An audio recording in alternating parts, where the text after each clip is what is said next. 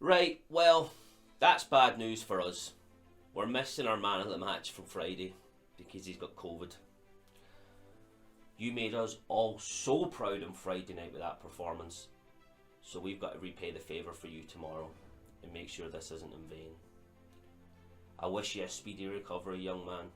You're an absolute hero on Friday night, and you must be so gutted you're missing this big game against Croatia tomorrow, because I know you would be wanting to play that.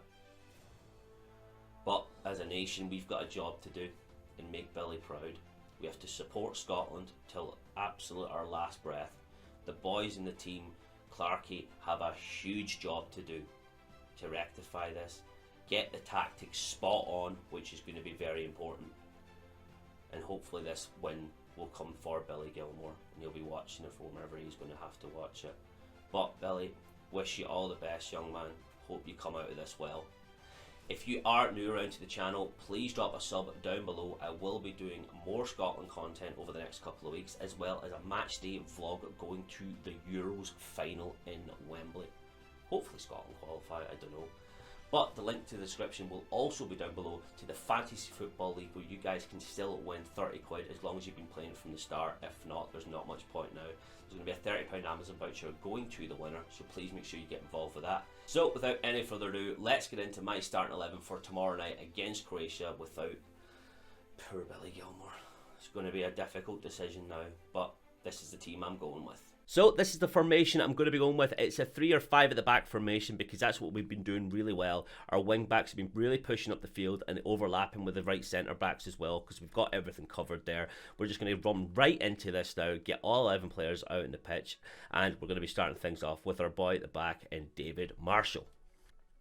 The 3 centre backs I'm going to be picking are Liam Cooper, Grant Hanley and Kieran Tierney. Now, we all know the ability that we have for pushing up the wings. I've already just mentioned that. But I think Grant Hanley's been pretty underrated in the past couple of games. He's had a really good shift in. Yeah, there was a couple of times where things were a bit like, nah, can you do this? But he's really starting to prove the haters wrong, and I was one of them. I didn't have him in my team selection. I would actually like to see Declan Gallagher in here as well, but I think he's a very good position to come in as a super sub later on in the game. I think Grant Hanley's deserved this position at centre back. You could also make a good argument for Jack Hendry because he's younger, he's got a bit more speed about him, which might be something we want to capitalise, because the Croatia average age is 31. We might want to have a bit more youth on our side that can run a bit faster and longer. I'm willing to make that sacrifice if I'm wrong on that one, but I think Grant Hanley's just been solid for us over the past week.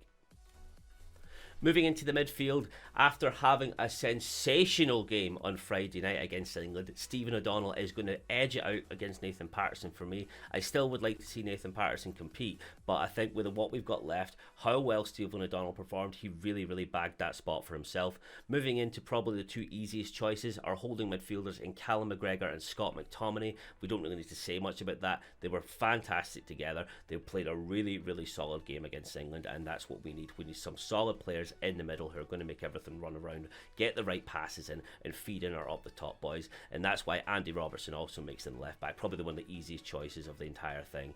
Andy Robertson coming in there. We are still going to miss a bit of Billy Gilmour, but I think for the front 3 it's going to make things a lot easier for us.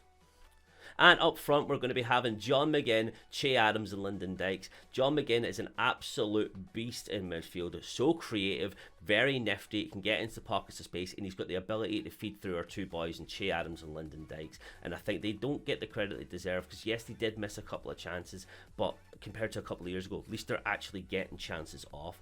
And I think with the age of the Croatia team, hopefully they're not up there as much as the people think they are. I actually think this is the team that might be able to get us a win at Hampden.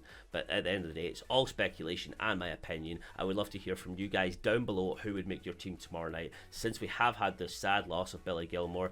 But I think this is a team that can do it. There's going to be some good subs coming on later on. I think these players that we've got here deserves their spot for the performances they had so far, and I still believe we're going to do it. I know it's going to be so difficult without Billy Gilmour, but I believe that we're going to do it. I think we've come too far to stop at this point. Croatia's already made a World Cup final. They've had their chance. It's time for Scotland. Yes, sir, I can boogie. Subscribe for more. I'll be doing a reaction video tomorrow night. You guys will be able to see that and come along, as well as upcoming Euros videos, no matter how far Scotland go. I'm proud of all the boys in the team. That's going to be it for today's video, guys. Billy Gilmour, get soon. But get soon, get well soon. Yep, meant to say that. Hope everything goes well, and we'll see you tomorrow night for another video. Come on, Scotland.